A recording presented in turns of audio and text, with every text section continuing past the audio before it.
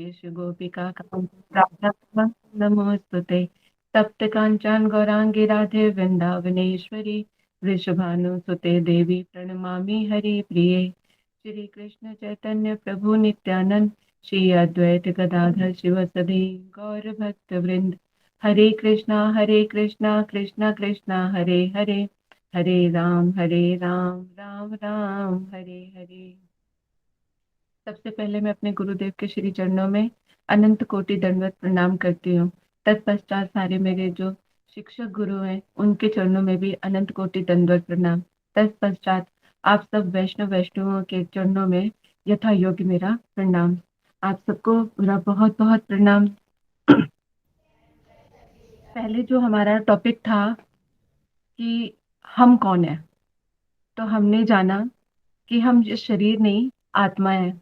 और अब जो हमारा वो है टॉपिक है, हु इज गॉड, यानी कि भगवान कौन है। तो जब हमने जब ये जाना कि हम शरीर नहीं आत्मा है, तो आत्मा किसकी है। तो अभी क्वेश्चन यहाँ पे ये राइज होता है कि आत्मा किसकी है, यानी आत्मा परमात्मा की है, मतलब भगवान की है। तो ऐसे में पहचानना कि भगवान कौन है, क्योंकि हमारे पास तो बहुत ही 33 करोड़ देवी देवता है, तो कैसे पता चले कि इस आत्मा का मालिक कौन है। और ये आत्मा किसकी है, जिसका जो आत्मा और परमात्मा का है, यानी जो बहुत ही घनिष्ठ गहरा संबंध है, जो शुद्ध प्रेम से बंधा हुआ है। तो ये प्रेम है, जो आत्मा का जो प्रेम है, वो किसके साथ बंधा हुआ है, और जो एक दूसरे के बिना रह भी नहीं सकते। आत्मा को परम सुख और परमात्मा की सेवा करके ही जो है उसको आनंद मिलता है। भगवान की सेवा करके ही हमें आनंद मिलता है, क्योंकि ये उसी का ही है। कि जैसे एक बच्चा जो होता है, उसका पहला कर्तव्य क्या होता है कि माँ बाप की ही सेवा करे, क्योंकि माँ बाप ने ही उसको जन्म दिया है। इसी तरह से आत्मा भी जो है भगवान का विभिन्न अंश है। तो जब भगवान का विभिन्न अंश है, तो आत्मा का भी क्या कर्तव्य है कि वो भगवान की सेवा करे। अब क्या है कि इसी चीज को करने के लिए हमारे जो आत्मा है वो भगवान की सेवा करके ही आनंदित होगी। अपने इस आत्मा को जो है अपने प्रेमी भगवान से मिलाने के लिए जो है जानना आवश्यक है कि भगवान हमारा कौन है, जिसके लिए आत्मा तड़पती है, उनसे मिलने के लिए, पाने के लिए, उनको सुखी करने के लिए। लेकिन अभी हम इतना हमारा मन भटकता रहता है कि अभी हमें ठीक से भगवान का पता ही नहीं चलता। लेकिन पिछली क्लास में जो है बहुत अच्छी तरह से सबको समझ में आ गया होगा कि भगवान कौन है। लेकिन इसी को हम थोड़ा सा रिवीजन में लेके चलेंगे कि जब भगवान भी अपनी आत्मा को तड़पते हुए देखते हैं ना कि वो मेरी तरफ आना चाहते हैं, तो वो भी अपना रास्ता और अपना परिचय देते हैं। पर जब ये हमारे इतने सारे भगवानों में, यानी सारे देवी देवताओं में जिसका मन यानी भौतिक बुद्धि है, तो हमें इतने जल्दी से समझ में नहीं आता कि भगवान कौन है, हम किसको माने। और जिसको दिल मानता है या जिसके ऊपर हमारी आस्था होती है, हमें वही भगवान लगता है। तो ये जैसे 18 पुराण है, तो उसमें भी सभी हर एक पुराण में जो है ना सारे सारे ही देवी देवताओं को वहां पे अपना कहते हैं कि उन्हीं को भगवान बताया गया है। तो ये जो चीज है, तो इसमें हम लोग जो है कंफ्यूज हो जाते हैं। जैसे अगर विष्णु पुराण है, तो विष्णु पुराण में जो विष्णु भगवान को ही भगवान का रूप बताया गया है। देवी पुराण में उन्हीं को अधिष्ठाता देवता बनाया गया है। तो ये सारा कंफ्यूजन जो इकट्ठा हो गया। तो कह रहे कि अगर सारे पुराणों में सारे जिनको शिव पुराण में शिव जी को बताया गया है, तो ये ऐसा क्यों किया गया, इसमें तो फिर सारा कंफ्यूजन हो गया कि जो जिसका जहाँ पे है मन, तो वो उसी को भगवान बता रहा है। तभी कहते व्यास जी तभी कंफ्यूज हो गए थे कि वो उनके मन में जब सारे पुराण उन्होंने लिख लिए, तब भी उनको चैन नहीं आ रहा था। उनको फिर भी उनका हृदय बड़ा बेचैन था कि कुछ ऐसी कमी रह गई कि मैंने पुराणों की, उपनिषदों की, सारा सब कुछ कर दिया, लेकिन फिर भी कहीं ना कोई कहीं कमी रह गई है, जिसकी वजह से मेरा हृदय बेचैन है। तो कह रहे हैं जहाँ पे गुरुदेव आ जाते हैं, तो हृदय की बेचैनी है जो सारे संशय खत्म हो जाते हैं और हमारे लिए रास्ता खुल जाता है। तो नारद जी आए, तो जब उनसे बोला कि मेरा हृदय जो है बड़ा बेचैन है, मुझे किसी भी तरह से चैन नहीं मिल पा रहा है, तो क्या कारण है इस बेचैनी का। तो फिर नारद जी ने बताया कि आपने पुराण 18 पुराण उपनिषद और ये सारा सब लिख दिया, लेकिन कहीं पर भी आपने एग्जैक्ट ये नहीं बताया कि भगवान कौन है। तो इसी चीज के लिए तब उन्होंने श्रीमद् भागवत को जो लिखा, उसमें भगवान के नारद जी की कृपा से भगवान पहले व्यास देव जी ने जो है उन लीलाओं का दर्शन किया, और दर्शन करने के बाद उनको लिखा। तो यानी श्रीमद् भागवत में है, उन्होंने सारे वेदों का, सारे पुराणों का जो सार है वो श्रीमद् भागवत है। और श्रीमद् भागवत में ही सारा जो है कृष्ण के बारे में वर्णन किया गया है। अब प्रश्न एक ये भी आ सकता है कि जो अलग अलग पुराणों में जो बताया गया है कि ये भगवान है, शिव पुराण में शिव जी को बता दिया, विष्णु पुराण में विष्णु भगवान को बता दिया, देवी पुराण में देवी को बता दिया, ऐसा क्यों किया गया? कहते हैं कि जिनकी भी जो आस्था होती है, तो उनकी आस्था अपने देवी देवताओं के ऊपर बनी रहे, ताकि वो इधर उधर न बढ़े, ताकि थोड़ी बहुत एकांतिक तो आए। क्योंकि अगर मान लो कहते हैं कि अगर शिव पुराण में है, जो शिव जी का भक्त है, तो उनको पता चले कि वो उनसे भी कोई श्रेष्ठ है, तो जो शिव जी के पास जो इनकी जो है वो कम हो जाती है आस्था। जब उनको पता नहीं कि यही सर्वस्व है, तो उनके ऊपर भी अच्छी तरह से एकांतिक भक्ति करने का प्रयास वो कर सकता है। जब क्योंकि जब तक देवी देवताओं के पास हम कब तक रहते हैं? जब तक हमारी कामनाएं हमारी रहती हैं, जितनी हमारी देहात्म बुद्धि होती है, और अपनी कामनाओं की इच्छा करने के लिए हम देवी देवताओं के पास भटकते रहते हैं, और उनसे अपनी कामनाओं की पूर्ति के लिए वरदान, तपस्या आदि और व्रत आदि हम ये सब करते हैं। और उन्हीं सब करने से फिर वो हमें भी धीरे धीरे, जैसे हम व्रत आदि करते हैं, तो वो भी बाध्य होते हैं और हमें वो चीज हमें दे देते हैं, चाहे वो हमारे लिए अनुकूल है या नहीं है। क्योंकि हम उनसे मांग रहे हैं, इसलिए हमें जो है वहां से फिर हमें वो चीज मिल जाती है। तो वरदान मिल जाता है तो हम प्रसन्न हो जाते हैं बड़े, कि भगवान ने तो हमारी सुन ली। और इस तरह जहां पर कामना नहीं सुनी या उन्होंने नहीं किया, तो वहां से विश्वास हमारा घट जाता है। जैसे किसी एक के प्रति भी हमारा विश्वास चल रहा होता है, चाहे शिव जी की आराधना करें या माता रानी की करें या किसी की भी करते हैं, तो जब तक हमारी वो सुन रहे हैं तब तक ठीक है, जब नहीं सुनते हैं तो फिर जीव जो है, हमारा मन जो है घबरा जाता है, डावाडोल हो जाता है। क्योंकि हमारी आसक्ति और हमारी कामना ने ही उनसे उनको बांध रखा है। हम उनसे प्रेम नहीं करते हैं। अगर उनसे प्रेम करके अगर हम करने लग जाएंगे आराधना, तो वो भी हमारे सारे देवी देवता भी हमें कहाँ पे ले जाएंगे? कृष्ण भक्ति या राम भक्ति की तरफ लेकर जाएंगे। क्योंकि उनको पता है कि वो किनके सेवक है। तो जो चीजें जो उनके अधीन है, जो सिर्फ अपनी कामनाओं में, अपनी स्वार्थ पूर्ति में लगे, अपनी इंद्रियों की तृप्ति में लगे हुए हैं, तो उनको ही वो अपने तक जकड़ के रखती हैं। लेकिन जब भक्त के हृदय में भावना आ जाती है कि नहीं, मैं कौन हूँ, जानने की जिज्ञासा होती है, भगवत प्राप्ति की आशा जागती है, या उसके बारे में कोई जिज्ञासा होती है, तो वही देवी देवता, अगर उनकी एकांतिक भक्ति होती है उन देवी देवताओं के प्रति, तो वो देवी देवता भी वहां पर पहुंचा देते हैं। तो इसी तरह से हम आगे भी जानेंगे। तो और इसलिए जो है सारे पुराणों में है, जो अलग अलग देवता को जो भगवान का रूप देके बताया गया है, समझाया गया है, तो वो इसीलिए एक आस्था को बढ़ाने के लिए। लेकिन श्रीमद् भागवत जब लिखा गया तो सारे, क्योंकि सारे वेदों का सार है, इसलिए उसमें अच्छी तरह से बताया गया है कि भगवान कौन है। लेकिन अगर हम फिर भी देखा जाए, तो जो सारे जो देवी देवता होते हैं, तीन बड़े देवता ब्रह्मा विष्णु महेश, ये तीनों देवता हैं। तीनों देवताओं को, अब अगर हम इनको, क्योंकि ब्रह्मा जी क्या करते हैं? सृष्टि की रचना करते हैं। और शिव जी क्या करते हैं? संहार करते हैं। और विष्णु भगवान क्या करते हैं? पालन करते हैं। अब अगर हमें यहाँ पर एक चीज समझने की है कि ये देवी देवता जो है, अपनी अपनी रिस्पॉन्सिबिलिटी को बखूबी निभाते हैं। कभी आप लोगों ने ये सुना कि ब्रह्मा जी ने बोला हो विष्णु भगवान से कि मैंने बहुत ज्यादा सृष्टि की रचना कर ली है, अब आप ऐसा कीजिए कि मैं आप पालन कर लेता हूँ सृष्टि का, और आप जो है सृष्टि की रचना कर दो। या भोलेनाथ बाबा ने कभी कहा हो कि नहीं, अब मैं संहार नहीं करूंगा, विष्णु भगवान आप संहार कर लीजिए, मैं पालन कर लेता हूँ। यानी जो ब्रह्मा विष्णु को जो रिस्पॉन्सिबिलिटी दी गई है, वो अपनी रिस्पॉन्सिबिलिटी को बहुत बखूबी से निभा रहे हैं। तो इसका मतलब इनके ऊपर भी कोई है जिन्होंने ये ड्यूटी दी है। तो एक चीज तो हमें यहीं से कंफर्म हो जाती है कि इनके ऊपर भी जो जो जिनको ड्यूटीज दे रहे हैं या रिस्पॉन्सिबिलिटी दी है, तो इसका मतलब ऊपर भी कोई और है। और ब्रह्मा जो जो सृष्टि के रचयिता है, ब्रह्मा जी हैं। जब कभी अब आगे जाके हम जब देखते हैं कि ब्रह्मा जी भी जो है कृष्ण की लीलाओं को देख के मोहित हो जाते हैं, मोहित हो जाते हैं। उनको भी जो ब्रज में जो कृष्ण लीलाएं करते हैं, तो जो साधारण गोपाल बन के है, गोप वेश का धारण करके जब वो करते हैं, तो वहां पे कितनी इजीली, मतलब सारे भक्तों जो ब्रजवासियों के साथ इतने आराम से और उसमें रहते कि ब्रह्मा जी को भी भ्रमित हो जाते हैं कि ये जो छोटा सा बालक है, ये भगवान है, ये क्या, ये मतलब ये भगवान कैसे हो सकता है? तो ब्रह्मा जी जो खुद मतलब कहते हैं कि लीलाओं का दर्शन करते भगवान के पास जाते हैं, उनके भी नखों का दर्शन, मतलब उनकी आराधना करते हैं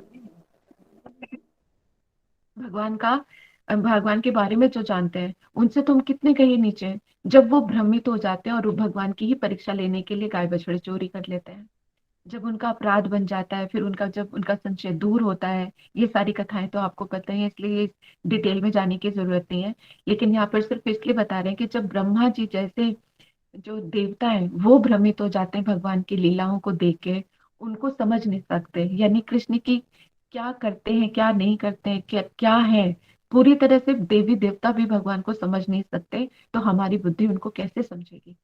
लेकिन भगवान कितने कृपालु और दयालु हैं कि वो हम पर कृपा करके अपने बारे में बताते हैं और सुंदर सुंदर लीलाएं आगे इस जगत में प्रकाशित करते हैं, ताकि उन लीलाओं को हम अपने हृदय में धारण करके उनसे प्रेम कर सकें। तो ब्रह्मा जी, अब जब ब्रह्मा जी ने ही हमें बताया, तो ब्रह्मा जी क्या कहते, जब उनका जो अपराध हुआ, फिर जब वो भगवान से क्षमा मांगने के लिए गए, उनकी स्तुति करते हुए क्या कहते हैं, ईश्वरा परम कृष्णा सच्चिदानंद विग्रह अनादि राधि गोविंद सर्व कारण कारण। तो क्या कहते हैं, अब यहाँ पे ब्रह्मा जी स्वयं बता रहे हैं कि सारे ईश्वरों के ईश्वर कौन है, भगवान कृष्ण है। और उनका विग्रह कैसा है, सच्चित आनंद है, यानी उनकी आत्मा और शरीर में कोई डिफरेंस नहीं है। हमारा जो शरीर और आत्मा है, हमारे अंदर तो डिफरेंस है, हमारा शरीर पंच भौतिक है, और जो कृष्ण कहते हैं कि जो आत्मा है वो सच्चिदानंद है, क्योंकि वो आत्मा तो भगवान का, जीवात्मा जो है भगवान का विभिन्न अंश है। तो जो है, तो वो सच्चिदानंद स्वरूप है। लेकिन भगवान के आत्मा और शरीर दोनों ही एक जैसे, इसलिए उनको वो कहते हैं सर्वज्ञ है, तो उनको सब कुछ पता होता है। और कहते हैं अनादि राधे गोविंद सर्व कारण कारण, यानी सारे कार्यों के जो कारण है वो कौन है, कृष्ण ही है। तो यहाँ पर जब ब्रह्मा जी बता रहे हैं, तो हमें यहाँ पे एक ही पुष्टि मिल जाती है कि वो खुद इतने बड़े देवता है, और वो हमें बता रहे हैं कि कौन है, भगवान कौन है, कृष्ण है। तो हमें इधर उधर कहीं और भटकने की आवश्यकता ही नहीं रह जाती है कि कहीं हम ये जाए कि भगवान कौन है। जब बता दिया, देवी देवता भी हमें बता रहे, क्योंकि वो उनकी सेवा कर रहे हैं, उनके नजदीक है, तो वो हमें बता रहे हैं कि भगवान कौन है। तो हमें भी इन शास्त्रों के ऊपर, क्योंकि अगर श्रद्धा और विश्वास से शास्त्र को श्रवण करेंगे और जो भी उसमें उपदेश दिए गए हैं वो अपने हृदय में धारण करेंगे, तो अवश्य ही हम वहां तक पहुंचेंगे और अनुभूति भी जरूर प्राप्त करेंगे। अभी इसी तरह से श्रीमद् भगवत गीता में भगवान अर्जुन से स्वयं कह रहे हैं, देखो यहाँ पर भी क्या कहते हैं। एक तो श्रीमद् भागवत में से हमें ये मिल गया, प्रमाणिक तौर पे हमें क्यों आवश्यकता पड़ जाती है, क्योंकि अगर कोई आपसे पूछ ले कि कहते आप तो कृष्ण भक्त हो, भक्ति कर रहे हो, तो आपको तो कहते कि कृष्ण ही भगवान है, आप तो ये बोलोगे ही बोलेगे, क्योंकि आप जो कृष्ण भक्त हो। लेकिन जो देवी देवताओं को मानते हैं या भोलेनाथ बाबा को मानते हैं, जो देवी को मानते हैं, तो वो तो कहेंगे कि हम उनको मानते हैं इसलिए वो हमारे लिए भगवान है। तो ये चीजें जितने भी आपको शास्त्रों से प्रमाण दिए जा रहे हैं, ये समझाने के लिए और अपनी बुद्धि में एक दृढ़ता बनाने के लिए कि जो हम कह रहे हैं उसके प्रमाणिक है, इसको कोई और झुटला नहीं सकता। अगर आप ये श्लोक आप किसी को बताओ, क्योंकि ये श्रीमद् भागवत में ब्रह्मा जी कह रहे हैं, तो इस श्लोक को अगर आप कहीं पर भी बोलोगे, जो अपनी अपनी भी चलाते हैं, तो वहां पर आके वो जानेंगे समझेंगे कि हाँ ये जो श्लोक है वहां से लिया गया, उसकी ये मान्यता है। तो इसलिए आपको इन सब, जो सरल चित्त होते हैं ना वो तो वैसे ही मान जाते हैं कि भगवान कौन है, कि वो अगर उनको कोई भी भक्त, जो सरल चित्त भक्त होता है, तो अगर वो सत्संग में जाता है, जो सत्संग में जो कथाएं कीर्तन या कुछ भी बताया जाता है वो सीधा ही उनके हृदय में उतरता चला जाता है। उन्होंने कह दिया कृष्ण भगवान है, तो मान लिया भगवान कृष्ण है। लेकिन जिनके तार्किक होते हैं, और जिनके दिमाग में ये चीज नहीं बचती कि भगवान वो भी तो साधारण मनुष्य जैसे तो है, कृष्ण लीला में को देख कर भी, समझ कर भी नहीं समझ पाते कि वो भगवान है, तो उनके लिए ये सब चीजें आ सकती है। और हमें कोई अपने मकसद से डिगा ना सके, इधर उधर फिरा ना सके, इसलिए हमें शास्त्रों का भी सहारा लेना पड़ता है। नहीं तो सरल चित्त में मान लिया कि भगवान है तो भगवान है, और उन्हीं के पीछे लग के फिर लग गए भगवान की प्राप्ति करने के लिए कि नहीं हमें तो कृष्ण ही चाहिए और उन्हीं की लीलाओं में प्रवेश करना है हमें। तो ये साधारण सी हमारे हृदय में आ जाती है। लेकिन कभी कहीं आप किसी ब्रह्मवादी से टकरा जाओ, या कभी किसी और किसी ऐसे भक्त से टकरा जाओ जो आपको शून्यवाद की तरफ ले जाएं, ब्रह्मवाद की तरफ ले जाएं, या परमात्मा के बारे में या मेडिटेशन के बारे में बताएं या कुछ भी बता रहे, तो जब वो अद्भुत अद्भुत चीजें बताएंगे, तो आप भी उसमें इन्वॉल्व होने के हमारे चांसेस होते हैं, जिनकी नींव पक्की नहीं होती है। तो शास्त्र क्या करते हैं, हमारी नींव को पक्का कर देते हैं कि हमें पता है कि हम क्या कर रहे हैं। अगर जब हमें नहीं पता होता कि हम क्या कर रहे हैं, सिर्फ एक विश्वास पर चल पड़ते हैं तो कहीं ना कहीं डगमगाने के भी चांसेस हो जाते हैं। लेकिन हम जिस चीज को समझ के चलते हैं, तो फिर चाहे कितने भी ओले बरसे, कितना भी कोई हमें गुमराह करने की कोशिश करे, लेकिन हम अपने रास्ते से पीछे नहीं हटते हैं। तो इसी तरह से जो है एक तो आपको ये कहते हैं कि ब्रह्मा जी ने जो अपनी स्तुति में कृष्ण के बारे में बताया हुआ, और कृष्ण स्वयं भी कहते हैं, देखो भगवान, अगर भगवत गीता में उन्होंने जो जो भी उपदेश दिए हैं, जो जो कुछ भी बताया गया है, वो कितनी दृढ़ता के साथ भगवान अपने बारे में कितना खोल के बता रहे हैं। वो किस लिए बता रहे हैं? ताकि ये जो जीवात्माएं हैं, जो उसको श्रवण करके वो धारण करके उनकी तरफ आ सके, क्योंकि हम उन्हीं के हैं और उन्हीं के पास ही जाके हमें वहां पे शांति मिलेगी। इस संसार में हम जितना मर्जी अपनी शांति ढूंढ लें, जितना मर्जी परम सुख ढूंढ लें, हमें कहीं पर भी नहीं मिलेगा, क्योंकि जगत के सारे संबंध जितने भी हैं वो सारे ही दुखदाई हैं। कोई भी एक ऐसा संबंध नहीं है जिसमें हमें दुख प्रदान ना हो। कभी सुख है तो कभी दुख है। दुख बीमारी आ जाती है तो हम दुखी हो जाते हैं, और खुशी का माहौल होता है तो थोड़ी देर खुश हो जाते हैं। तो ये दुख सुख के चक्कर के घेरे में हम पड़े रहते हैं। तो वहां पर कहते हैं, देखो भगवत गीता में भी कृष्ण अपने बारे में क्या बोलते हैं। पश्चिद्यतान वसून रुद्रान अश्विनो मरुतस्तथा बहुनि अदृष्ट पूर्वाणि पश्य आश्चर्यणीय भारता। कहते हैं, हे भारत, लो तुम आदित्यों और वसुओं को, रुद्रों, अश्विनी कुमारों तथा अन्य देवताओं के जो विभिन्न रूपों को भी तुम मेरे अंदर ही देख लो। ये ऐसे आश्चर्यमय रूप है जो तुमने कभी ना देखे होंगे, और ना कभी इससे पहले कभी आपने देखा होगा ना सुना होगा। यानी जब यहाँ ये श्लोक तब का है जब कृष्ण अपना विराट स्वरूप दिखा रहे हैं। अब विराट स्वरूप है क्योंकि कृष्ण से ही सब कुछ निकला है। ये पूरी प्रकृति, भगवान, देवी देवता, जो कुछ भी है, सब कुछ क्या हुआ है, कृष्ण से ही उद्भूत हुआ है। तो जब वो विराट स्वरूप दिखा रहे हैं तो कह रहे हैं कि अर्जुन लो देख लो कि ये सारी चीजें जो हैं ये सब कहाँ है, सब ये मेरे अंदर ही और मुझसे ही उद्भूत हुई हैं। अब जब भगवान यहाँ से सारे बता रहे हैं, सारे विराट स्वरूप में हम देख रहे हैं कि सारे देवी देवता, अचर विचर अचल, सब कुछ जो है, पूरी की पूरी प्रकृति जो है भगवान में हमें दिखाई दे रही है।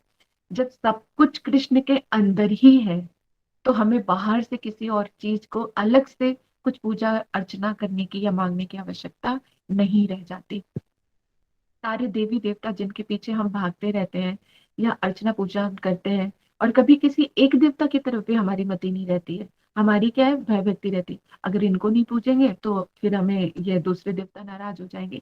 तो ऐसे तो 33 करोड़ देवी देवता है, पर 8-10 को ही तो तुम जानते हो, और उन्हीं को मनाने का प्रयास करते हो, बाकी सारे देवी देवता।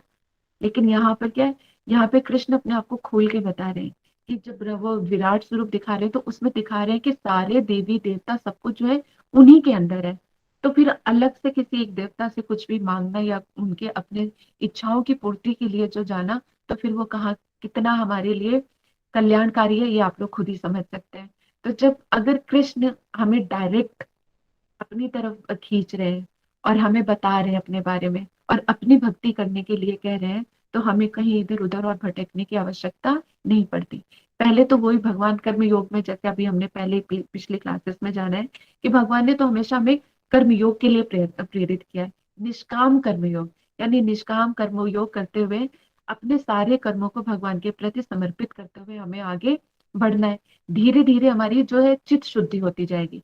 चित्त शुद्धि होती जाएगी तो भगवान की जो सारी चीजें हैं हमें बहुत अच्छे से जो है समझ आने शुरू हो जाएंगी। तो फिर अलग जो है, फिर हमें देवी देवताओं के पास आज जाने की आवश्यकता नहीं पड़ेगी। वैसे तो हमें निष्काम भाव से करना है, क्योंकि हमें कृष्ण से कुछ नहीं चाहिए, कृष्ण ही चाहिए। और कृष्ण क्यों चाहिए? क्योंकि हमें राधा कृष्ण की जो है सेवा करनी है। जो सबसे कहते हैं कि कृष्ण की सबसे ज्यादा सेवा कौन करते हैं? हमारी राधा रानी है।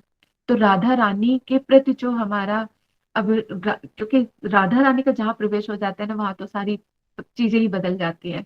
तो अभी हम कृष्ण के प्रति चल रहे हैं, तो कृष्ण की सेवा करने के लिए, यानी कृष्ण से कुछ नहीं चाहिए, कृष्ण ही चाहिए, जिनकी हम राधा कृष्ण के जो है, उनके धाम में हम सेवा कर सके। तो भगवान और भक्तों की सेवा, अभी जहाँ पे हमारा अधिकार कहाँ पे है कि यहाँ पे हम कृष्ण को समझते हैं। अगर कृष्ण के प्रति होते हैं तो वैष्णव जो भगवान, जो वैष्णव कृष्ण की सेवा करते हैं उनकी सेवा, यानी हरि गुरु वैष्णव सेवा, यही हमारा अधिकार हो जाता है। जब हम कृष्ण से ही कुछ नहीं मांग रहे हैं सिवाय उनकी सेवा प्राप्ति या उनकी कृपा प्राप्ति, तो फिर हमें संसार से कहाँ फिर ये चीज रह जाती है कि हमें संसार से कुछ मांगना है।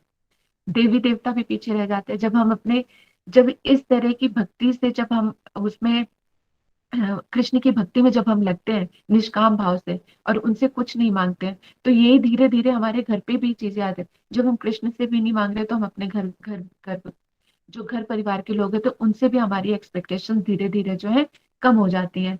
हमें भगवान की निस्वार्थ भाव से सेवा करनी है, तो वैसी ही सेवा जो है क्योंकि घर में भी हम वही मान के चल पड़ते हैं कि भगवान की सेवा कर रहे हैं तो ये भगवान के ही सब है, तो हमें अपनी तरफ से निष्काम भाव होकर उनकी सेवा करनी है।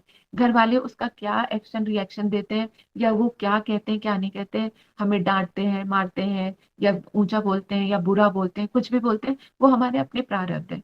तो भक्त जब इन सब चीजों को समझ जाता है, अपने आत्मा और परमात्मा यानी भगवान और अपने बारे के जो संबंध को अगर समझ जाता है और दृढ़ता से जब वो धारण कर लेता है, तो उसके अंदर सहन शक्ति आ जाती है।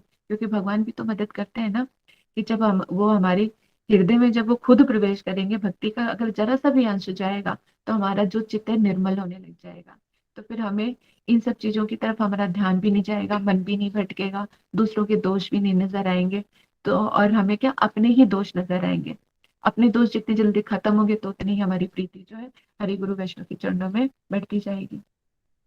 और भी आगे स्पष्ट रूप में कृष्ण क्या कहते हैं, अहम सर्वस्य प्रभो मत सर्व प्रवर्ते इति मत्वा भजन्ते मां बुद्ध्वा भव संनिवतः।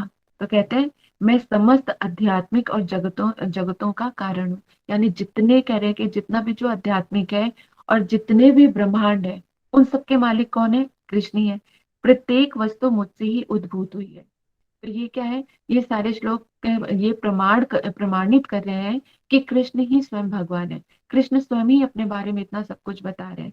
तो जब अब कृष्ण ही बता रहे हैं तो हमें कृष्ण की बातों पे भरोसा करना ही है। क्योंकि कृष्ण जब भगवान अपने बारे में बता रहे हैं, अगर इतना भी ट्रस्ट नहीं करेंगे कि कृष्ण जो बता रहे हैं वो परम सत्य है, भगवत गीता में जो लिखा है वो सत्य है, जो शास्त्रों में अगर हमें दृढ़ विश्वास नहीं होगा तो हमारा कल्याण कभी हो ही नहीं सकता। तो कहते हैं प्रत्येक वस्तु जो है मुझसे ही उद्भूत हुई है, और जो बुद्धिमान ये जानते हैं वे मेरी प्रेमा भक्ति में लगते हैं। जो यानी इसमें कृष्ण कह रहे हैं जो अपने आत्मा और परमात्मा के ज्ञान को अच्छी तरह से समझ जाता है।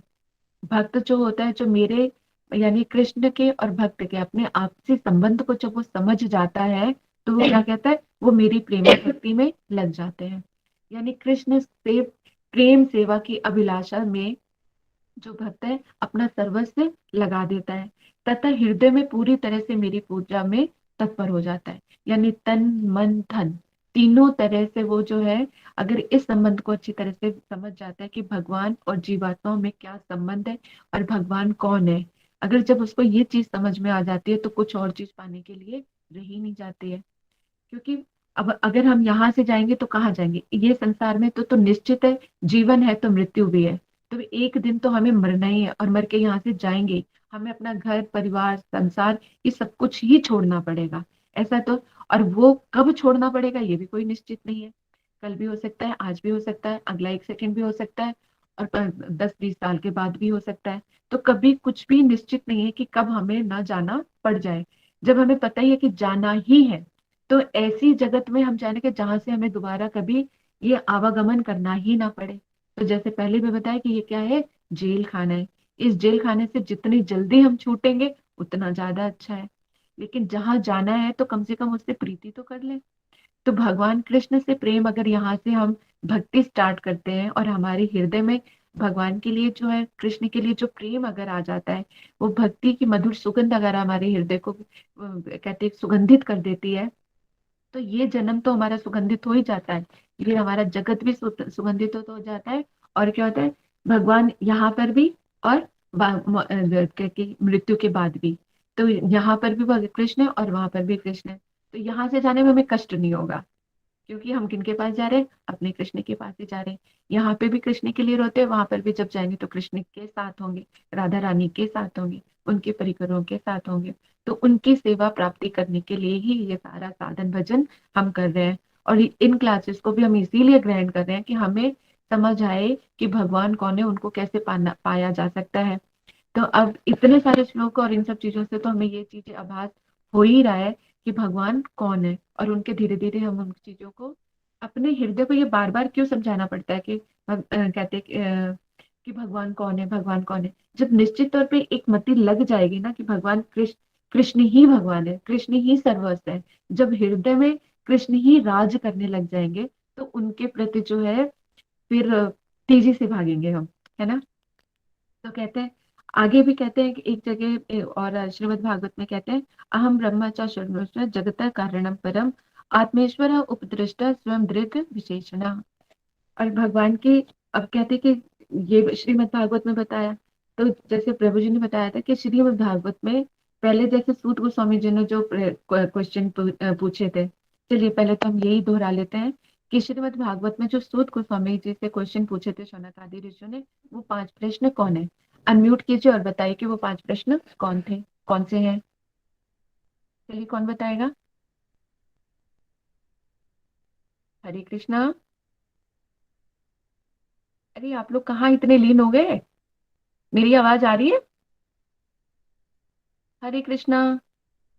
हाँ जी दीदी, आ रही है हाँ जी आवाज। दीदी आ रही है। हाँ तो बताइए कि वो 5 प्रश्न कौन से हैं, कौन बताएगा। हाथ खड़ा करो, किसी को स्मरण है।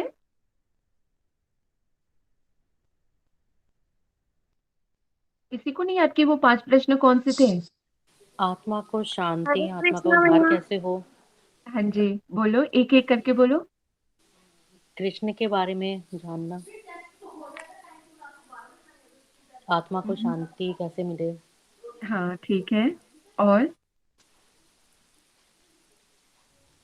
दूसरे और कोई और कौन बताना चाह रहा था। दीदी कलयुग में भक्ति प्राप्ति कैसे हो।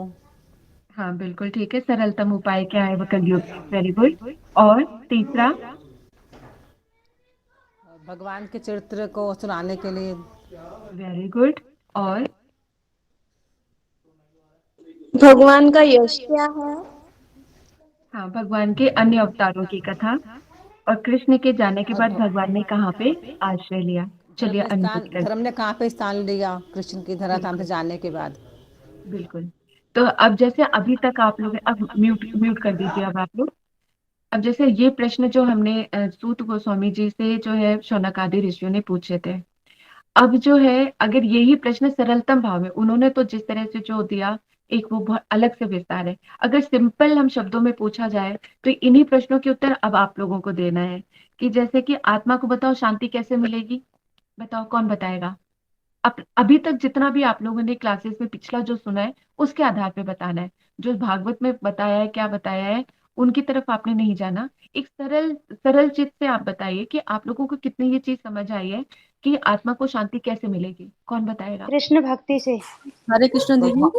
भगवान की शरणागत होकर जितना कृष्ण के संबंध चरण हमारा रति कृष्ण पाकर। जी से होगा, जितना ठाकुर जी से हमारा संबंध होगा, उतनी हमारी हम्म। भक्ति बढ़ेगी और हमें शांति मिलेगी। वेरी गुड, बहुत अच्छा, आप सब लोगों ने बहुत अच्छा उत्तर दिया। अच्छा, और कलयुग में भगवान की प्राप्ति का सरलतम उपाय क्या है। हरि नाम। हरि नाम संकीर्तन। हरि नाम संकीर्तन, वेरी गुड। और और कृष्ण संतों के, से हाँ हाँ संतों से बताओ। हरि, संतों का संग। हाँ साधु संग, साधु मैया संग बहुत संतों का अच्छा। संग। वेरी गुड, बहुत अच्छा। ठीक है। और कृष्ण के जाने के बाद जो है भगवान ने कहाँ आश्रय लिया, भगवत गीता में। बताइए कौन बताए। भगवतम में। नहीं, श्रीमद् भागवत। क्योंकि जब कहते जी हैं भाई। कि जब कृष्ण अब सारा आप लोग म्यूट कर दीजिए।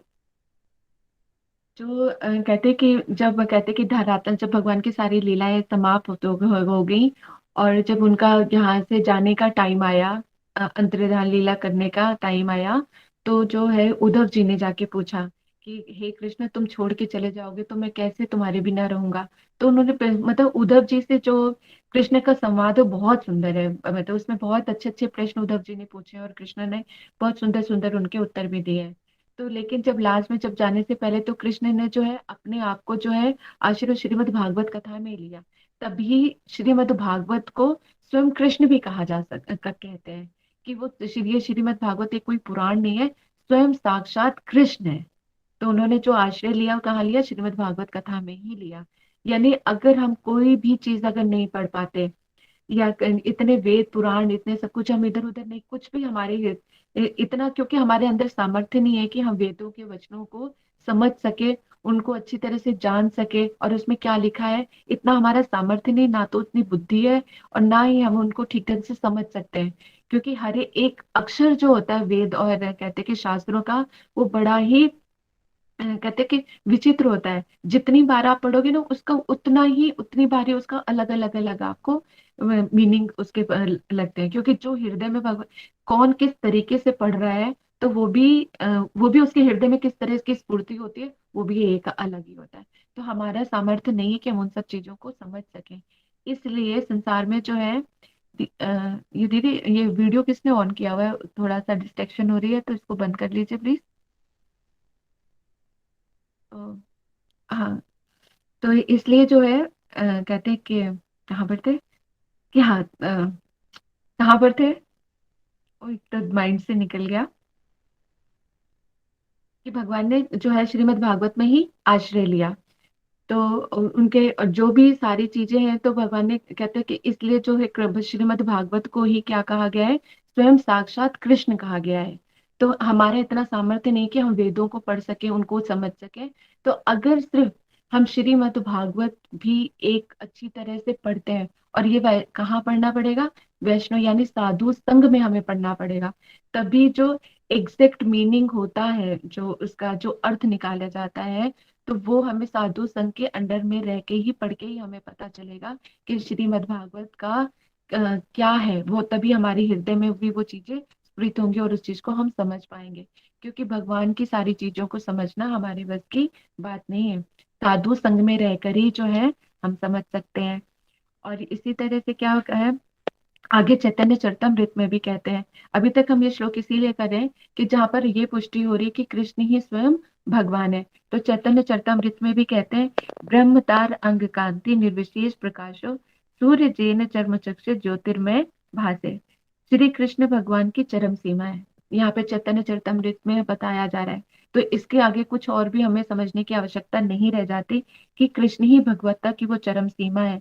ब्रह्म क्या है, उनकी अंग कांति है। इसी को निर्विशेष ब्रह्म कहते हैं।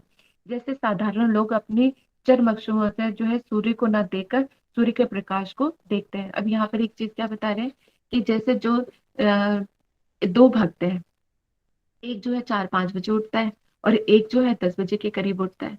जब 10 बजे तक उठता है, तो जो सूर्य जो होता है, पहले क्या होता है, सूर्य का गोला होता है।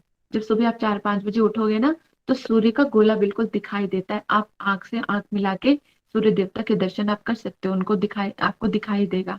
लेकिन 10 बजे तक उसमें से इतनी तेज रोशनी निकलती है, ये रेज इतनी वो हो जाती है, उस रोशनी में आप सूर्य देव को नहीं देख सकते। और उसको क्या नजर आता है, सिर्फ प्रकाश ही प्रकाश नजर आता है, उसमें भी आंखें चौंधिया जाती है। तो यहाँ पर क्या है, जो भक्त होता है वो भगवान के साकार रूप के दर्शन कर पाता है। लेकिन जो भगवान की अंग कांति है, तो अब भक्त तो दोनों ही जो बोल रहे हैं, तो एक दो जब दोनों भक्त मिलते हैं, तो एक कहता है कि मैंने तो भगवान के जो सूर्य का देव का जो है ना, मैंने बहुत अच्छे से दर्शन किया है, कि वो बड़ा लाल लाल से, और वो बता भी रहा है कि जो है उसका जो गोलाकार में है और रेड रेड सा होता है, लाल लाल होता है, बड़ा सुंदर लगता है। ऐसा लगता है जैसे कि आकाश में कोई एक बिंदी हो। तो इतने सुंदर तरीके से उसका वर्णन करते हैं। लेकिन जिसने प्रकाश में देखा है, जिसकी रोशनी ही देखी है जिसने, वो क्या बोलते हैं, अरे क्या तुम झूठ बोल रहे हो, उसका कोई सूर्य देव का कोई आकार नहीं होता, कोई वो लाल लाल नहीं होता। और तुम भगवान को क्या, सूर्य देवता को कैसे नजरें मिला सकते हो, क्योंकि उनकी रोशनी इतनी तेज होती है, तो तुम देख नहीं सकते। तो ये तुम जो बोल रहे हो वो झूठ बोल रहे हो। अब दोनों ही अपनी जगह जो है ठीक बोल रहे हैं। यानी जो एक जो 4-5 बजे उठ के 6-4 बजे देखता है सूर्य उदय से होने से पहले, तो वो सूर्य देव का पूरा दर्शन कर रहा होता है। तो वो आंख से आंख भी मिला सकता है और सूर्य का रूप भी देख सकता है। लेकिन जो 10 बजे के करीब उठता है, तो वो रोशनी तेज हो जाती है, तो वो नहीं देख सकता है। तो इसी तरह से जो भक्त है, वो भगवान के स्वरूप को देखते हैं और उन्होंने वर्णन किया है। लेकिन जो ब्रह्म तक पहुंचे होते हैं, जो सिर्फ उनकी रोशनी तक ही अधिकार है, वो वहीं तक ही पहुंच पाते हैं। तो वो कहते हैं निर्विशेष ये ब्रह्म है, भगवान का कोई साकार नहीं है। अगर ऐसे लोग जब हमें कहीं टकरा जाएंगे और वो ब्रह्म के लिए ही सब चीजें बताना शुरू करेंगे, तो ये सब चीजें अगर हम समझेंगे, अच्छी तरह से हमारे दिमाग में ये चीजें भर जाएंगी तो हम ये भटकने के चांसेस नहीं रहेंगे। अगर वो ब्रह्म ब्रह्म से रिलेटेड कोई भी आश्चर्यजनक चीजें भी कुछ अगर बता रहे हैं, कुछ ऐसे एक्सपीरियंसेस भी बता रहे हैं, तो भी हमारा मन नहीं भटकेगा, क्योंकि हमें पता है कि वो जो ब्रह्म है वो क्या है, भगवान की अंग कांति है। तो वो तो रोशनी है, लेकिन कृष्ण का तो एक सुंदर सा बड़ा स्वरूप है। सांवला सा रंग है, घुंघराले बाल है, उनके नेत्र जो है कमल है, और हमेशा वो मधुर बंसी बजाते रहते हैं, त्रिभंग ललित है। तो जिन्होंने देखा है उसके जो कृष्ण के दर्शन किए हैं, उनके वो स्वरूप के बारे में बता रहे हैं। तो उस स्वरूप को सुन के हमारा मन जो है निमग्न हो जाता है। तभी तो हृदय में वो जागेगी ना कि कृष्ण है। तो हमें अगर भक्ति कर रहे हैं तो कम से कम कृष्ण सामने आने भी तो चाहिए ना। भक्ति का तो कहते हैं ना, इश्क करने का मजा तो तब है जब अपने महबूब को सामने प्रकट करते हैं। तो उसी तरह से जो कृष्ण की प्रेम की जो अग्नि है, तो ये भी इतना गहरा जाना चाहिए कि कृष्ण जो है हमारे सामने प्रकट हो। उनको नहीं पाया तो भक्ति करने का क्या लाभ, उनके ऊपर भी। और उनका प्रेम नहीं पाया तो विश्वास करने का क्या लाभ। और अगर उनसे कोई चीज हमें मिली नहीं तो फिर मांगने का क्या लाभ। तो इसी तरह से जो है ना, तो प्रेम करे तो इतना मतलब घनिष्ठ वो प्रेम हो कि जो है भगवान खुद ही कृष्ण जो है ना खींचे चले आए हमारी तरफ। तो उनकी इतनी दृढ़ता से, इतने प्रेम से उनको अपनी तरफ खींचना है ताकि वो हमारी आत्मा में बसे। जैसे हमारी खून की कहते हैं कि खून सारी नसों में बह रहा है ना, तो वो कृष्ण प्रेम हमारी नसों में बहना शुरू करते हैं। इस तरह से हम उनको पकड़ना है, इतना अच्छे से समझ के और उनसे इतना प्रेम करके, इतनी इतनी शुद्धता से हम उनको पुकारें, इतनी मतलब निष्काम भावना से उनको पुकारें कि वो हमारी तरफ देखने के लिए मजबूर हो जाए। तब तो आनंद ही आएगा, है ना। तो इस वाले श्लोक से भी चैतन्य चरितमृत से हमने क्या जाना कि जो कृष्ण ही जो है भगवत्ता की चरम सीमा है। और जितने जैसे भगवान मान लो जो इनका जैसे राम और कृष्ण है, तो राम और कृष्ण भी कौन है, तत्वता तो दोनों एक ही है, लेकिन क्या है, भेद है इनमें, रस भेद है। पूर्णतम रस की अनुभूति कहाँ है, कृष्ण के साथ है। जैसे अगर थोड़ा सा एग्जाम्पल लिया जाए कि जो कहते हैं कि राम जी जो है मर्यादा पुरुषोत्तम है, तो उनसे अगर हमारी सारी इच्छाओं को राम जी पूरा नहीं कर सकते। जैसे अगर पूछे कि ऐसी कौन सी इच्छा है जो श्री राम जी पूरा नहीं करते, क्योंकि जैसे कृष्ण ने तो भगवत गीता में कहा, तो जो जिस भाव से मुझे चाहता है उसको मैं उसी रूप में ही प्राप्त होता हूँ। तो यहाँ पे कह रहे हैं कि मैं जो जो भी जिस रूप में मुझे चाहता है, जिस भाव से मुझे चाहता है, वो मुझे उसी रूप में प्राप्त करता है। अगर यही चीज हम राम जी के ऊपर एप्लीकेबल करें तो नहीं होगा। क्यों? क्योंकि अगर राम जी से बोले कि अगर हम उनकी प्रेमिका बनना चाहते हैं या उनकी पत्नी बन के हम भजन करना चाहते हैं, उनके नित्य धाम में मुझे ये स्थान मिले तो मिल गए, वो हमारी इस कामना को पूर्ण नहीं कर सकते, क्योंकि वो मर्यादा पुरुषोत्तम है। वो सीता जी से एक निष्ठता, यानी वो सिर्फ एक ही पत्नी का व्रत लिया हुआ है, तो उनको कोई भी पत्नी के पति के रूप में राम जी को स्वीकार नहीं कर सकते। राम जी हमारी इस इच्छा को पूर्ण नहीं कर सकते। तो यहाँ पे ये, लेकिन तत्वता तो भेद नहीं है, राम जी और कृष्ण में कोई भेद नहीं है, तत्वता भेद नहीं है, लेकिन रस विचार से है। तभी तो वो जो पांच मीठे मीठे रस है ना कृष्ण के साथ, कि हमारा जो कृष्ण से पांच तरह का संबंध है, उन संबंध को ही पकड़ के जो है हम कृष्ण को अपनी तरफ बांध सकते हैं और उनकी तरफ हम खींच सकते हैं। ये हम थोड़ा सा आगे जाके जानेंगे। तो आगे के हरे श्लोक कृष्णा में, दीदी। हाँ जी, जी हरे कृष्णा दीदी, दंडवत प्रणाम, सुबह है। धन्यवाद प्रणाम, हाँ जी। जी दीदी, मैं सब लोगों की ओर से, श्रोताओं की ओर से आपको बहुत बहुत धन्यवाद देना चाहता हूँ। आज फिर आपके लिए इतना मुश्किल था कक्षा में आना, हम लोगों जी को गाइड करना, फिर भी आप यहाँ पे आए हुए हैं। अगर जी। आपको अपॉइंटमेंट के चलते if you have to leave then we are here to serve you, just let us know. हाँ नहीं नहीं, अभी तक तो सब कुछ ठीक लगा। अगर कोई आ जाएंगे डॉक्टर बीच में तो फिर मैं आपको बोल दूंगी। जी ठीक ठीक है है, दीदी। ठीक हरे है। कृष्णा। हरे कृष्णा। तो यहाँ पर हम कह रहे थे आगे, जैसे है कि कृष्ण आगे एक श्लोक श्रीमद् भागवत में और है, जिसमें जहाँ पे कहते हैं एते चांचकला पुंसा प्रशस्तु भगवान स्वयं इंद्रादिकुलम लोकम मृडयंती युगे युगे। तो यहाँ पर भी कहते हैं कि सभी अवतार जो है कृष्ण के जितने भी सारे कहते हैं सारे अंश अवतार है, लेकिन जो अवतारी जो है वो कौन है, वो स्वयं कृष्ण ही है, कृष्ण ही स्वयं भगवान है। तो यहाँ पर हमें भगवान के बारे में, अब यहाँ पर जितने भी श्लोक हमने है, तो ये इन श्लोकों से अब हमें ये पता चल चुका है कि जो है कृष्ण ही भगवान है। किसी को डाउट है कि कृष्ण भगवान है या नहीं? कोई पूछना चाहता है इससे इस चीज बिल्कुल से नहीं। related? पूरा विश्वास है। पूरा विश्वास हो गया ना? अब किसी को कहीं पर ये तो डाउट नहीं है ना अब कि तो कोई कहते कि डाउट मुझे रह ही नहीं गया। कोई डाउट नहीं। बिल्कुल। अब हमें इस चीज में कभी ये इस चीज का डाउट रहना ही नहीं चाहिए कि कृष्ण, अब तो क्या है, अब हमें जब ये समझ में आ गया, चलो अभिषेक जी भी कह रहे हैं कि नो डाउट, कोई डाउट नहीं है कि कृष्ण ही है। तो अब हमारा, हमने अगर ये चीज भी हमारे हृदय में एक चीज भर गई ना कि कृष्ण ही भगवान है और कृष्ण की प्राप्ति ही हमारे जीवन का लक्ष्य है, तो आपने अपने जिंदगी का जो आधा लक्ष्य तो वैसे ही प्राप्त कर लिया। बाकी सब चीजों से आप बच गए भटकने से, कि आपको अब कहीं पे भटकना नहीं पड़ेगा, कोई देवी देवता या कहीं ब्रह्मवादी या निर्विशेष में कहीं इधर उधर आप कहीं नहीं जा पाओगे। आपको जब ये चीज समझ आ गई है कि मुझे अब कृष्ण भक्ति ही करनी है, तो कृष्ण भक्ति करने के लिए आपको क्या करना पड़ेगा? सबसे पहले क्या है? साधु यानी सतगुरु को धारण करना पड़ेगा। आप में से जितने लोगों ने सतगुरु धारण कर लिए हैं, ये तो उनका विशेष बहुत ही बड़ा सौभाग्य है कि इस परंपरा में, जैसे 4 परंपरा बताई थी तो ना प्रभु जी ने, कौन कौन सी है, किसको याद है? अनम्यूट करके बताइए। हरे कृष्णा। 4 संप्रदाय कौन कौन सी हैं? दीदी हरे कृष्णा दीदी। हाँ जी बताओ। रुद्र संप्रदाय, हाँ श्री जी। संप्रदाय, हम्म। ब्राह्मण संप्रदाय हाँ जी। और सनक चार कुमार संप्रदाय। एग्जैक्टली। तो अब यहाँ पे भगवान, क्योंकि भगवत गीता में एक श्लोक और आता है जिसमें उन्होंने संप्रदाय के बारे में बताया है, यानी अब हमें ये पता है कि इन 4 संप्रदायों से जुड़ने के बाद ही हमें जो है भगवत प्राप्ति हो सकती है। ये बिना संप्रदाय विहीन जितने जो होते हैं, तो वहां से वो मंत्र जो है इतना लाभ नहीं करते हैं। तो हमारे, और उसमें भी सबसे ज्यादा इम्पोर्टेंट चीज आ गई जो ब्रह्म संप्रदाय है, जो हमारी संप्रदाय है।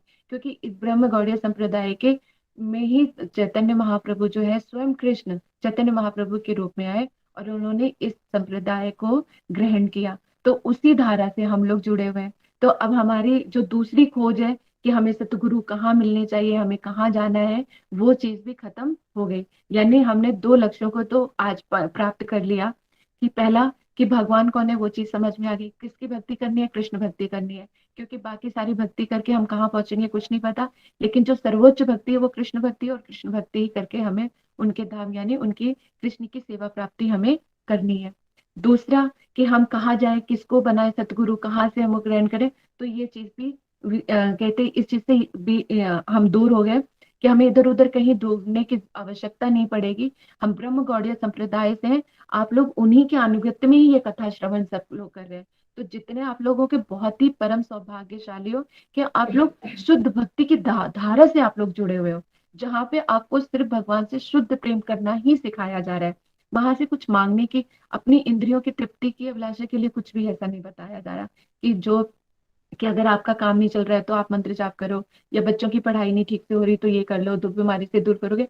आपको कहीं पर भी हमारी कथाओं में कहीं पे ये सब चीजें नहीं मिलती है।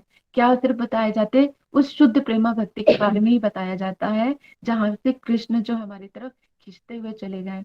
वो एक ऐसे प्रेम की सुगंध में आपको डुबोने का प्रयास किया जाता है, जिससे आपका ये जीवन और उसके बाद का जीवन जो है सुगंधित हो जाता है। पूरे भगवान की प्रेममयी सेवा हम लाभ करते हैं। तो जिन्होंने हरि नाम दीक्षा ले लिया वो तो बहुत ही परम सौभाग्य वाले हैं। जिन्होंने नहीं लिया है, तो बजाय अपना और टाइम वेस्ट ना करके जो है उनको भी जो है हरि नाम दीक्षा ले लेनी चाहिए। स्टार्टिंग में अगर कहते हैं, अब क्योंकि दीक्षा के भी कुछ नियम होते हैं, हरिनाम के भी नियम होते हैं। सबसे स्टार्टिंग में तो हरिनाम ही देते हैं, जिसमें वो कहते हैं कि लहसुन प्याज जो है आपको छोड़ना पड़ेगा। अब लहसुन प्याज तो हमारे क्या है, जीवा का स्वाद है, अभी हम खुद ही समझ कर आए हैं इन सब चीजों के। अगर रही ये सिर्फ स्वाद के लिए अगर हम भगवान को छोड़ रहे हैं, तो बड़े घाटे का सौदा कर रहे हैं। क्योंकि अगर मान लो कि अगर हमें लहसुन प्याज से एलर्जी हो जाए, तो हम क्या करेंगे? तब हमें 1 सेकंड भी नहीं लगेगा लहसुन प्याज को छोड़ने में, कि लहसुन प्याज खाते ही हमारे जो चेचक के दाने निकल आए या पूरा शरीर हमारा जो है दानों से भर जाए, तो उसी वक्त आप छोड़ दोगे, 1 सेकंड नहीं लगेगा आपको छोड़ने के लिए। और घर वाले भी बड़ी एग्री कर जाएंगे, नहीं इसको लहसुन प्याज नहीं खिलाना है, चाहे स्वाद आए ना आए, लेकिन इसको नहीं खिलाना क्योंकि इसकी तबीयत खराब हो जाती है। अगर कृष्ण चाहे तो बहुत आसानी से छुड़वा सकते हैं, लेकिन वो क्या है, हम उनके विभिन्न संरचना है, भगवान भी स्वतंत्र है, तो हमें भी स्वतंत्रता प्रदान करें। तो भगवान चाहते हैं ये आए तो अपनी तरफ से आए, उनको जबरदस्त, अगर वो जब लाना चाहे या तो हमें अपने घुटनों पर टिकाना चाहे, राजा को रंक बनाना चाहे, तो बहुत आसानी से बना सकते हैं। लेकिन कृष्ण ऐसा नहीं करते हैं। जो अपनी इंद्रियों की तृप्ति के लिए रहते हैं, तो वो कृष्ण क्या कहते हैं, तुम देवी देवताओं के पास ही रहो, क्योंकि मुझे जो चाहिए वो खरा सोना चाहिए, मुझे खरा प्रेमी चाहिए। वो कृष्ण जो है अपने भक्तों के लिए बड़े पॉजिटिव है। तो जो ये शुद्ध प्रेम प्राप्ति के लिए जो है, हमें थोड़ा सा तो त्याग करना पड़ेगा। पहले तो अपनी जीवा से ही करना पड़ेगा। तो जो लहसुन प्याज और इन सब चीजों को त्याग करके जब हम हरि नाम करेंगे, और जब गुरुदेव से सतगुरु से जब हम लेंगे, तो कह रही है हरि नाम जो है हमारे हृदय में कुलबुलाने लगेगा, क्योंकि हरि नाम में ही सब कुछ समाहित है। यानी भगवान की जितनी लीलाएं हैं वो भी उसमें है। लेकिन वो हृदय में प्रकाशित कब होंगी, ये हमारे जो हरि नाम में हमारा मन कब लगेगा, भगवान के नाम में मन कब लगेगा, जब हम सतगुरु से, और यानी जो शुद्ध वैष्णव के मुख से जब हरि कथा हम श्रवण करेंगे, तो हरि नाम में ऑटोमेटिकली हमारे जो है रुचि और मन लगने लग जाएगा। और जब हरि नाम और दीक्षा लेने के बाद जब आप और अच्छे से भजन करना स्टार्ट करोगे, तो जो हरि नाम में सीधी जितनी भी लीलाएं हैं, क्योंकि संपूर्ण सब कुछ जो है माला वो हरि नाम में ही है, वही हमारे हृदय में स्फुरित होने लग जाएगा। तो इतनी प्यारी अनुभूति के लिए, इतने कृष्ण प्रेम को लिए, जो प्रेम में आनंद में है, जो तुम्हें खुद तो आनंद में बनाएगा, और जहां पर आप रहोगे तो उस माहौल को भी आनंदमय कर देगा। तो उस चीज की प्राप्ति के लिए थोड़ा सा तो सेक्रीफाइस बनता है। फिर धीरे धीरे कहते हैं ना, जब जिससे प्रेम हो जाता है, तो फिर तो उसके लिए हम कुछ भी करने के लिए तैयार हो जाते हैं। तो स्टार्टिंग में जो है थोड़ा सा ही आपको त्याग करना पड़ेगा, धीरे धीरे वो प्रेम अपने आप ही सब कुछ आपसे करा लेगा, है ना। तो इसीलिए हम फिर आगे करते हैं, कहते हैं सभी अवतार, कहते हैं कि अच्छा, हम कृष्ण को और थोड़ा सा जानने का प्रयास करते हैं कि जो कृष्ण है ना, एक ही कृष्ण के तीन रूप है। ये थोड़ा सा टफ हो जाएगा, अगर आप लोगों को नहीं समझे तो फिर भी आप पूछ लीजिएगा। कृष्ण के जैसे कृष्ण के तीन रूप हैं, कौन कौन से, स्वयं रूप, तदेआत्मक रूप और आवेश रूप। एक ही कृष्ण है जो तीन रूप से अपने आप को प्रकाशित करते हैं। कैसे, स्वयं रूप, तदेकात्मक रूप और आपके आवेश रूप। अब स्वयं रूप को भी, के इसके भी दो भेद है। कौन कौन से हैं, एक तो स्वयं रूप है ब्रजेंद्र नंदन कृष्ण, क्योंकि हम कृष्ण के बारे में जान रहे हैं इसलिए मैं आपको ये बता रही हूँ। थोड़ा सा टफ हो सकता है, लेकिन आप लोग श्रवण कर लो, क्योंकि अगर नहीं भी समझ आएगा तो आपकी आत्मा तो इस चीज को ग्रहण कर रही है, और नहीं समझ आएगा तो फिर हम लोग तो है ही आपके साथ, है ना। तो कहते हैं कि ये जो है क्या है, स्वयं रूप है ब्रजेंद्र नंदन कृष्ण, और एक है स्वयं प्रकाश। तो ये दो भाग है। यानी अभी हमने पहले तीन चीजें बताई, कृष्ण को तीन रूप बताए, स्वयं रूप, तदे आत्मक रूप और आवेश रूप। और अभी हम स्वयं रूप को डिफाइन कर रहे हैं। तो स्वयं रूप के भी कितने भेद हो गए, दो भेद हो गए। कौन कौन से हो गए, स्वयं रूप में ब्रजेंद्र नंदन कृष्ण, और दूसरे हैं स्वयं प्रकाश। अब स्वयं रूप में जो है कौन है, ब्रजेंद्र है। यानी ब्रज में जो कृष्ण गोप वेश में रहते हैं, धारण करते हैं, उनको बोलते हैं स्वयं रूप। यानी अगर पूरे पूर्ण रस का स्वादन करना है, पूर्ण रूप से उनके सौंदर्य का स्वादन करना है, पूर्ण रूप से उनके ऐश्वर्य का स्वादन करना है, तो कहाँ करोगे आप, वो ब्रजेंद्र नंदन कृष्ण में ही मिलेंगे। ब्रजेंद्र नंदन कृष्ण जैसा कहीं भी कोई स्वरूप नहीं है। यानी एक कृष्ण होते हुए भी विभक्त हो गए हैं, लेकिन जो पूर्ण रूप जो प्रेम का आस्वादन है, तब वो ब्रज में ही है। इसीलिए, और हमारी तो परंपरा ही ब्रज ब्रज की दीवानी है। यानी ब्रज की प्रेमा भक्ति में ही हमारा अभिनिवेश है। हमें जो हरिगुरु वैष्णव जो इस परंपरा से जो हमें मिल रहा है, तो क्या मिल रहा है, ब्रज भक्ति ही मिल रही है, और ब्रज भक्ति ही सर्वश्रेष्ठ है। तो जितना अगर, इसलिए भगवान हमें जो सदगुरु ने और जो इस परंपरा ने आके हमें ऐसी सॉलिड चीज दी है, एक ऐसा, मतलब क्या बताऊं कि क्या क्या क्या रत्न दे दिया है। ऐसा एक रत्न दिया जो अपने आप में संपूर्ण है और सबसे कीमती, इसकी कोई कीमत नहीं है। ब्रजेंद्र नंदन कृष्ण की इस, मतलब इनका कोई मोल नहीं है, ये अनमोल है। और पूर्ण रूप से इनके, इनसे ही प्रेम करने पे, इनकी ही सेवा करने में हम पूर्णतः अपने आप को पूर्ण कर पाते हैं। क्योंकि बाकी सब चीजें जहां पर अब अभी हम श्रवण करेंगे या कुछ भी जानेंगे, तो वहां कहीं ना कहीं फिर भी कुछ ना कुछ कमी रहती है। लेकिन जब हम ब्रजरेन नंदन कृष्ण के पास होते हैं तो वो पूर्णतम रूप में खुद भी प्रेम का आस्वादन करते हैं और भक्त भी जो है कृष्ण प्रेम का जो है पूर्ण रूप में आस्वादन करते हैं। तो ये तो हो गया ब्रज में जो है कहते हैं स्वयं रूप से जो कहाँ पे कृष्ण मतलब प्रेजेंट रहते हैं, हमेशा ब्रज में रहते हैं, ब्रजेंद्र नंदन कृष्ण। अब आते हैं जो अभी हमने स्वयं रूप के भी दो कहते हैं ना, एक स्वयं रूप और एक स्वयं प्रकाश। स्वयं प्रकाश का जहाँ पे भगवान जो है अपने रूप को अनेक में बदल लेते हैं, जैसे रास और महिषियों की शादी जब उन्होंने की थी तो अनेक रूप धारण किए थे, तो वो सब क्या कहलाते हैं? स्वयं प्रकाश कहलाते हैं। स्वयं प्रकाश के अंतर्गत होते हैं। तो रास और महिषियों के में जिन विविध मूर्तियों को भगवान ने प्रकाश किया था उनको क्या कहते हैं? प्रभाव, प्राभव जो है विलास कहते हैं। इसको क्या बोलते हैं? प्राभव विलास। अब जो स्वयं प्रकाश के जो बताया था इसको भी दो भागों में करते हैं, एक तो प्राभव है और दूसरा वैभव। फिर से समझ लीजिए, स्वयं रूप के दो भेद हुए, एक स्वयं रूप हो गया, एक स्वयं प्रकाश हो गया। तो स्वयं रूप में मैंने बताया उसमें ब्रजेंद्र नंदन कृष्ण है, और जो स्वयं प्रकाश है उसको भी दो भागों में बांटा गया, जिनमें बोलते हैं प्राभव और वैभव। प्राभव में क्या? जैसे जो भगवान ने अपनी ही जैसे अनेक मूर्तियां करी हैं, जैसे रास में की थी, और महिषियों से विवाह करने के लिए भी उन्होंने अपने अनेक रूप धारण किए थे, तो उनको क्या बोलेंगे? प्रभव विलास, प्राभव विलास कहते हैं। और वैभव विलास किसे कहते हैं? कि वही शरीर होता है, वही आकृति होती है, और पृथक रूप में प्रकाशित होते हैं, और सिर्फ भाव आवेश जो है, भाव जो है डिफरेंट होता है, तो उसे जो क्या बोलते हैं? वैभव प्रकाश। यानी सेम आकृति होती है, सब कुछ सेम सेम होता है, लेकिन थोड़ा सा भेद होता है। तो कैसे भेद होता है? जैसे बलराम जी जो है कृष्ण के वैभव प्रकाश है, बलराम जी कृष्ण के वैभव प्रकाश हैं। यानी कृष्ण तत्वता देखा जाए तो कृष्ण और बलराम में कोई भेद नहीं है, द्विभुज है, वो भी द्विभुज है। तो कहाँ पे भेद आया? एक तो रस का हो गया, भाव का हो गया, और दूसरा अंग कांति का हो गया। कृष्ण जो है श्याम वर्ण के हैं, और जो बलराम जी है वो गौर वर्ण के हैं। और यहाँ पे कृष्ण जो है उनका अभिमान क्या है? मैं भोगता हूँ। और यहाँ पे बलराम का भाव क्या है? कि वो सेवक के रूप में है। तो सब कुछ सेम होते हुए भी जहाँ पे थोड़ा सा डिफरेंस आ जाता है तो वहां पे क्या है? वैभव प्रकाश कहलाता है। तो ये था जो हमने अभी कृष्ण के बारे में सारा सब कुछ जाना। तो अब हमें ये पता चल चुका है कि कृष्ण ही भगवान है, और हमें किस संप्रदाय से जुड़ना चाहिए ये भी हम जान चुके हैं। बिना संप्रदाय विहीन अगर हमने आपने कहीं से भी हरि नाम दीक्षा जो कुछ भी लिया है वो फलित नहीं होगा।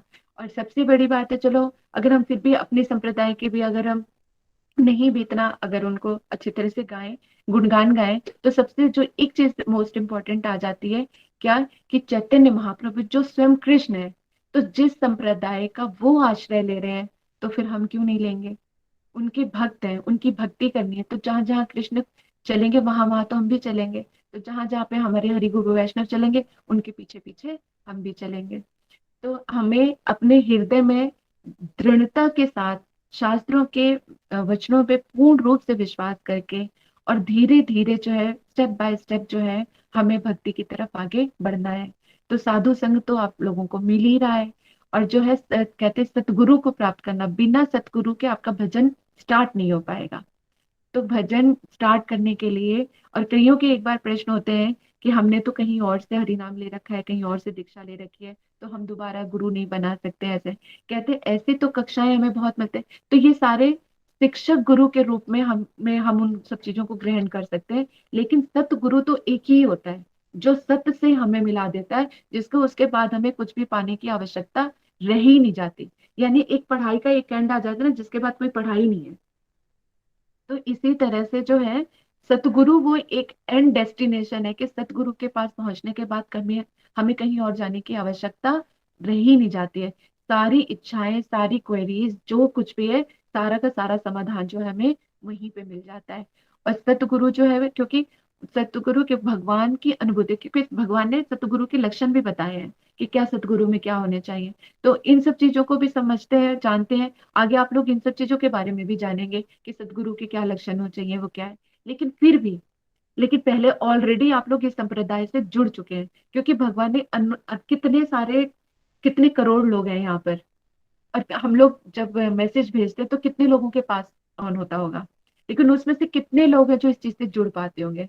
तो आप लोग तो परम सौभाग्यशाली हैं, क्योंकि आपकी हरि गुरु वैष्णव की कृपा है आपके ऊपर, तभी आप लोग इस ग्रुप से जुड़े, भगवान के बारे में आप श्रवण कर रहे हैं। भगवान ने कृष्ण कृष्ण और हरि गुरु वैष्णव की कृपा नहीं होती तो आप लोग यहाँ तक नहीं पहुंच पाते। जब आप यहाँ पे पहुंच ही गए हो तो इधर उधर जाने की आवश्यकता ही क्या है।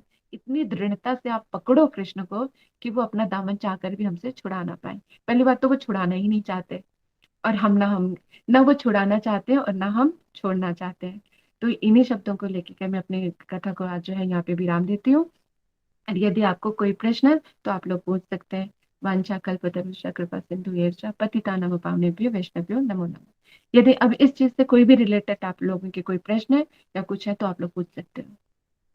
दीदी वैभव और प्राभव में एक बार बता दीजिए फिर से। अच्छा ठीक है।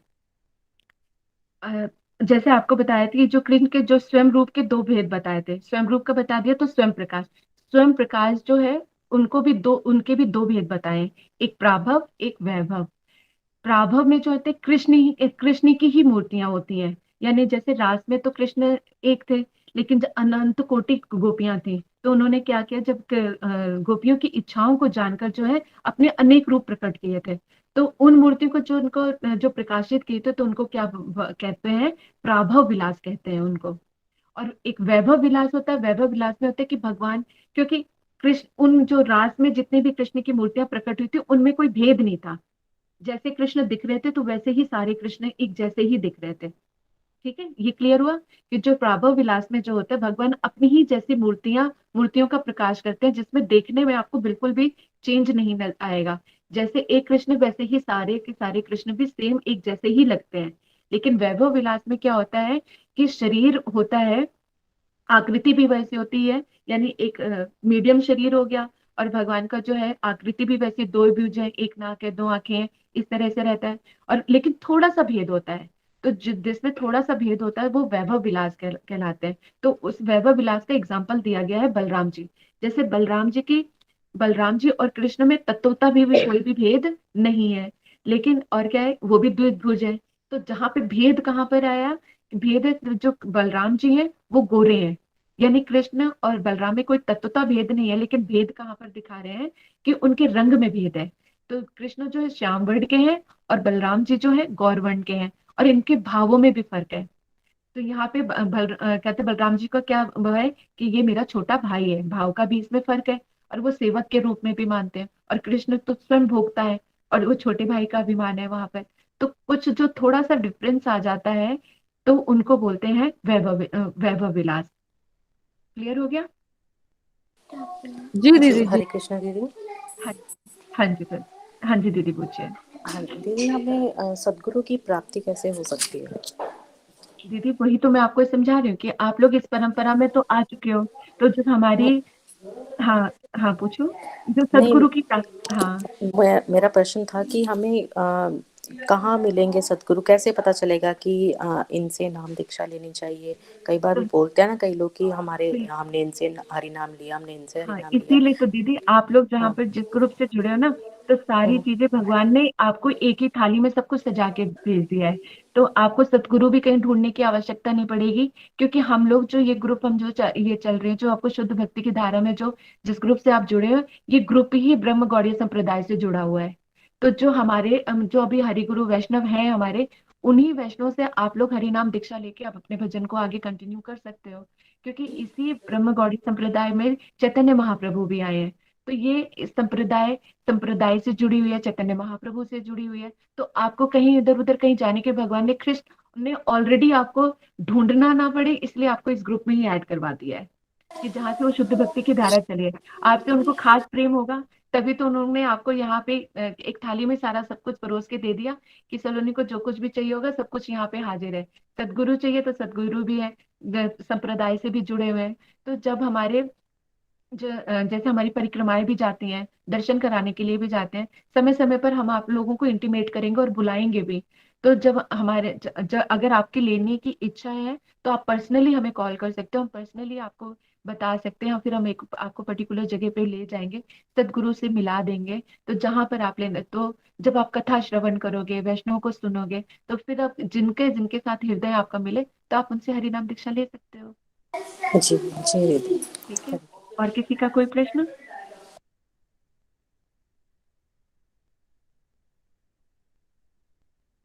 आज किसी का कोई ज्यादा प्रश्न नहीं है, सब चीजें क्लियर हो गई है। चलिए, तो बहुत अच्छी बात है। ठीक है, अगर आपकी किसी तबीयत का ठीक है दीदी अभी? हाँ हाँ, ठीक है, दवाई ले ली थी मैंने, तो ठीक है अभी तो। ठीक है, चलिए फिर आज हम क्लास को अभी यहीं पे एंड करते हैं। फिर आपका कोई प्रश्न हो तो आप लोग डायरेक्ट भी पूछ सकते हो, आप लोगों के पास नंबर है ही हमारे, तो कभी भी आप कोई भी क्वेश्चन पूछ सकते हैं। ठीक है, चलिए, हरे कृष्णा। हरे कृष्णा। हरे कृष्णा। हरे कृष्ण मैया।